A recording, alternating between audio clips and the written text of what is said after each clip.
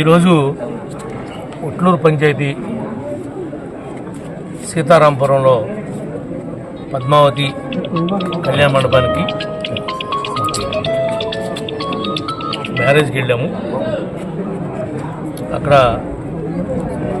Gudivada MLA గారు, Amalapuram MLA గారు వీళ్ళందరూ కూడా వివాహానికి హాజరవడం జరిగింది. వివాహం చూసుకుని నేను బయటకు వస్తే నా కారు బయటికి వెళ్ళడానికి వీలు లేకుండా ఇక్కడ ఉన్నటువంటి వైఎస్ఆర్ పార్టీ ఇన్ఛార్జి మా కారు ఎదురుగా అడ్డంగా పెట్టి గొడవని ప్రేరేపించి ఆ గొడవ ద్వారా రాజకీయ లబ్ధి పొందాలని ప్రయత్నం చేశాడు.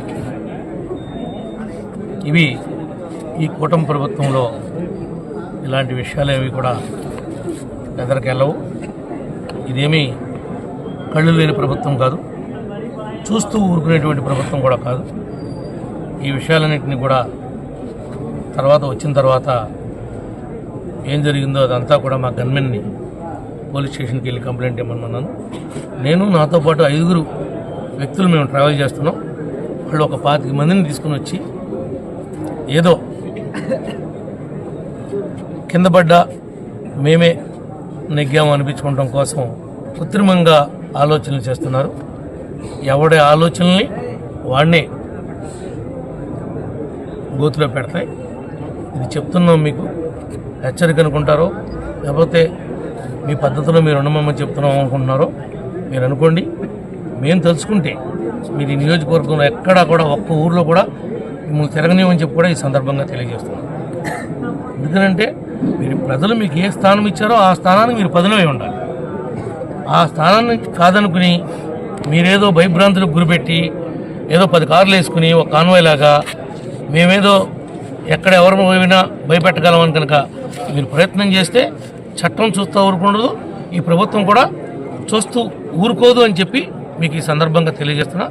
అంతా కూడా పోలీసు వారికి తెలియపరిచాం, గవర్నమెంట్ దృష్టికి కూడా తీసుకుని వెళ్తాం.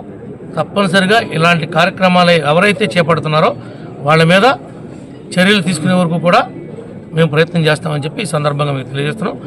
దీనిలో వచ్చినటువంటి నాయకులు కానీ, మా మండల పార్టీ ప్రెసిడెంట్లు, సీనియర్ నాయకులు, క్లస్టర్ ఇన్ఛార్జీలు, సమన్వయ కమిటీ మెంబర్సు మీరంతా కూడా ఆవేశానికి లోను కావద్దు. చట్టాన్ని మీరెవరూ కూడా చేతిలో తీసుకుంటానికి వీల్లేదు.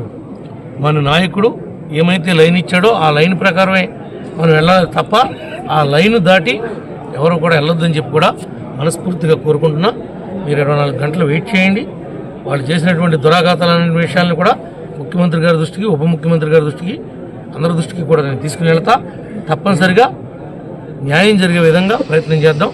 మీరంతా కూడా మరి ఇంత పెద్ద టైంలో కూడా అర్ధరాత్రి ఇక్కడ వచ్చినందుకు ప్రత్యేకంగా మీ అందరికి కూడా ధన్యవాదాలు తెలియజేస్తూ మీరు కామ్గా ఉండవలసిందిగా ప్రతి ఒక్కరిని కూడా కోరుకుంటున్నాను. Thank you.